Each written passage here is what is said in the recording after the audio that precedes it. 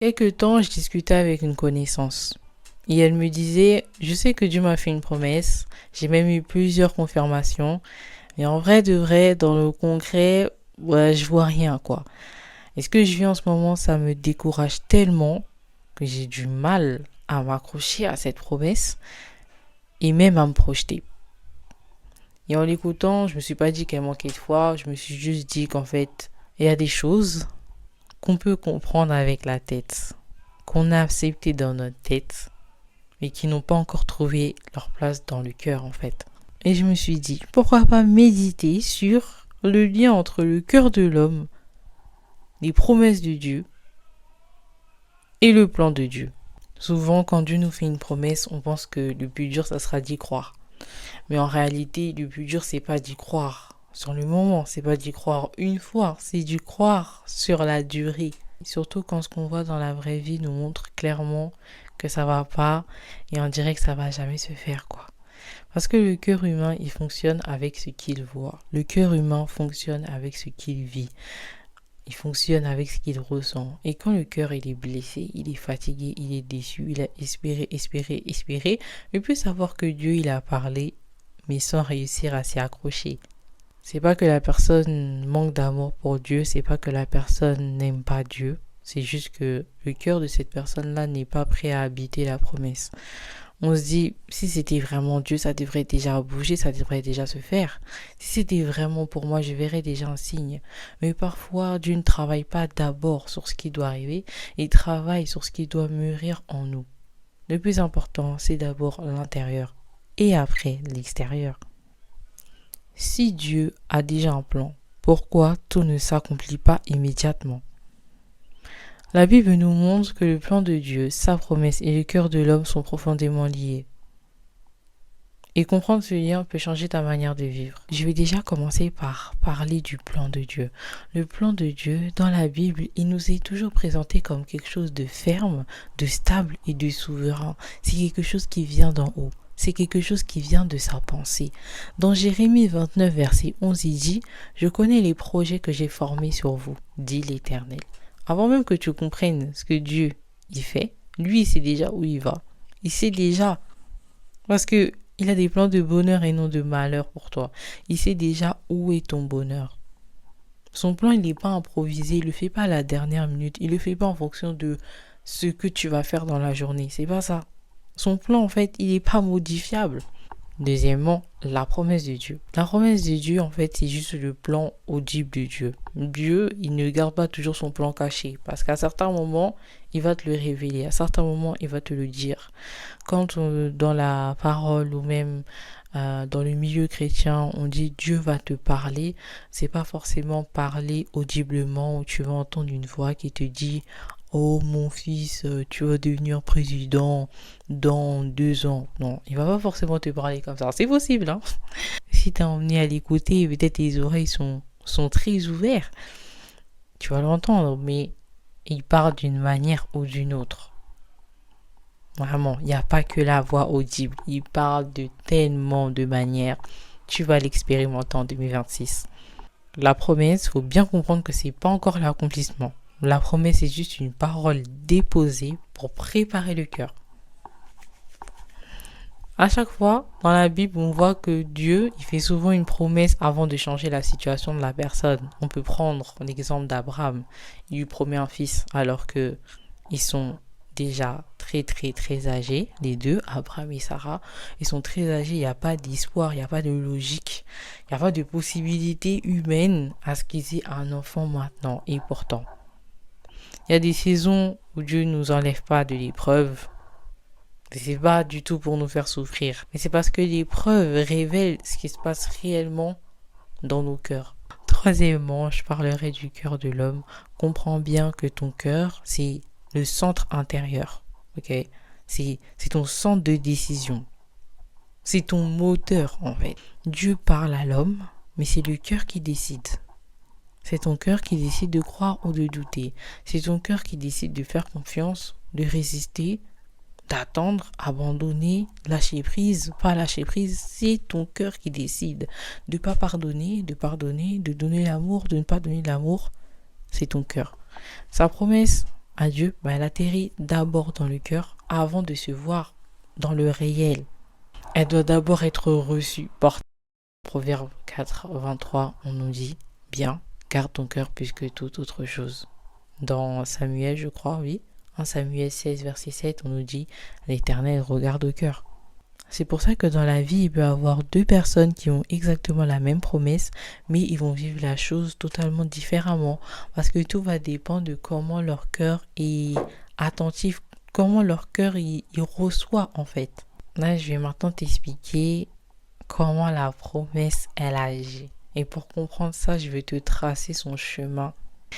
On va d'abord commencer par le premier lieu. C'est déjà l'esprit. Ok. On parle de la Trinité. On dit que Dieu est esprit, âme et corps. Et nous aussi. On est en tripartie. Nous, les humains, les hommes avec un grand H.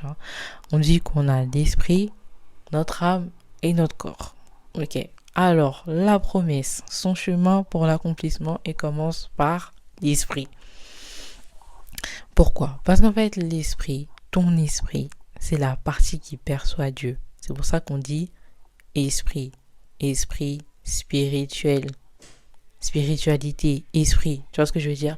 Ton esprit, c'est ton toi, mais dans le spirituel. Tu vois, par exemple, quand tu fais des rêves, tu te vois aller peut-être au manège, c'est ton esprit qui y va, quoi.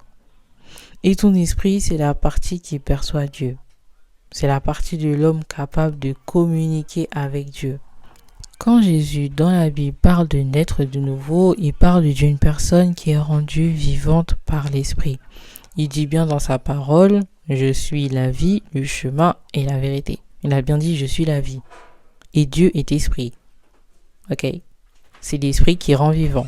Donc, une personne qui n'a pas accepté Jésus comme Seigneur et Sauveur est considérée comme morte spirituellement. On est d'accord, parce qu'il n'a pas l'esprit de Dieu en lui, donc il n'a pas la vie. Et pour pouvoir percevoir Dieu, il faut naître de nouveau. Il faut renaître d'en haut. T'inquiète pas, je ferai une vidéo sur naître de nouveau où je t'expliquerai bien précisément tout le concept. Une personne qui est née de nouveau est capable de discerner, elle est capable de recevoir la parole de Dieu, elle est capable de comprendre les choses de Dieu, de comprendre ce qui se passe autour d'elle, mais invisible à l'œil nu, ce qui se passe autour d'elle spirituellement. Et c'est ça en fait l'esprit. Donc la promesse, elle vient de Dieu, elle est révélée par l'esprit, puis elle doit ensuite être accueillie dans le cœur, parce qu'on a bien dit que ton cœur, c'est le centre décisionnel. Si l'esprit reçoit, mais que le cœur y résiste, par peur ou découragement, etc., la promesse en soi, elle reste vraie, tu vois, mais elle va être un peu lourde à porter. Bon, alors, parlons du deuxième étage. Le cœur, c'est celui qui choisit ce qu'il fait de cette parole. La participation de l'homme dans le plan de Dieu dépend de l'état de son cœur. Dans Hébreux 3, verset 15, on nous dit « Aujourd'hui, si vous entendez sa voix, n'endurcissez pas votre cœur. » Troisième étage, on va parler de l'âme. Ah oui, alors l'âme, vraiment, c'est quelque chose quand même. Alors, je t'explique. L'âme, c'est la partie de toi qui est immatérielle, ok? Donc, elle aussi, on ne peut pas la toucher. Par contre, l'âme, c'est en gros le siège de ta personnalité. C'est le siège de ta conscience. Proverbe 4, 23. L'âme, c'est tes émotions, quoi. Alors, dans ce cas-là, l'âme ressent ce que le cœur a accepté. Donc, on est bien d'accord qu'au deuxième étage, le cœur, il a accepté. Dans notre cas, nous, dans l'exemple qu'on a pris tout au début de la vidéo, le cœur, il a accepté la peur, il a accepté le doute parce que voilà, je ne vois pas dans le réel ce que Dieu m'a promis, je vois qu'il y a beaucoup de blocages, c'est pas bien. Donc là, le cœur, il se dit, peur, j'accepte la peur, voilà. Là, je suis dans le doute. Alors, quand le cœur ressent tout, l'âme ressent tout, il est obligé d'accepter parce que c'est le cœur qui décide, en fait. C'est le cœur qui décide. C'est souvent là que la tension elle se fait ressentir. Parce que quand l'âme elle est surchargée, C'est là qu'on va parler en fait du combat émotionnel. C'est là que j'entends combat intérieur. Je combats à l'intérieur de moi-même. En fait, tu combats pas forcément avec tes émotions, mais en fait, tu combats avec la décision que ton cœur a prise. Quatrième et dernier étage, du coup, c'est le corps. Le corps, c'est la partie de toi que tu peux toucher, qui est physique. Le corps, il exprime extérieurement ce que tu ressens intérieurement. Ton corps, c'est celui qui agit, va émettre du stress, de la fatigue, ou alors même dans le bon côté de l'assurance, de la paix, de la confiance, tu vois. Et c'est pour ça que Dieu, il se contente pas forcément de promettre des choses, c'est pas un bon parleur. Il façonne l'homme entier pour que la promesse ne vienne pas l'écraser en fait. Pour que la promesse ne le dépasse pas, il façonne l'homme. Dans Proverbe 14, verset 30, on nous dit « Un cœur calme est la vie du corps ». Ok. Prenons l'exemple d'une situation de peur. Alors, premier étage, l'esprit. L'esprit, elle perçoit une menace. Deuxième étage, le cœur. Le cœur, il croit que je suis en danger. Là, il met alerte rouge, il met red flag. Le cœur, là, il se dit, là, c'est chaud. Troisième étage, l'âme. L'âme ressent. Il se dit, qu'est-ce que tu vas ressentir? Anxiété, peut-être, tu vas ressentir angoisse, tu vois ce que je veux dire? Quatrième étage, le corps. Tu auras des tensions, palpitations, tu vas trembler. En gros, c'est ça, en fait. Tu vois pourquoi des fois la promesse est tarde. Elle tarde souvent parce que le cœur, il est encore gouverné par la peur. L'identité, elle n'est pas encore stable. L'identité en Christ, être né de nouveau, connaître ton identité, connaître qui est Dieu, connaître le témoignage de Dieu, se connaître soi-même en fait. C'est pas encore ça, c'est pas encore stable. L'attente, elle est basée encore sur le regard des autres peut-être, ou alors parce que la promesse, elle risquerait de devenir aussi une idole.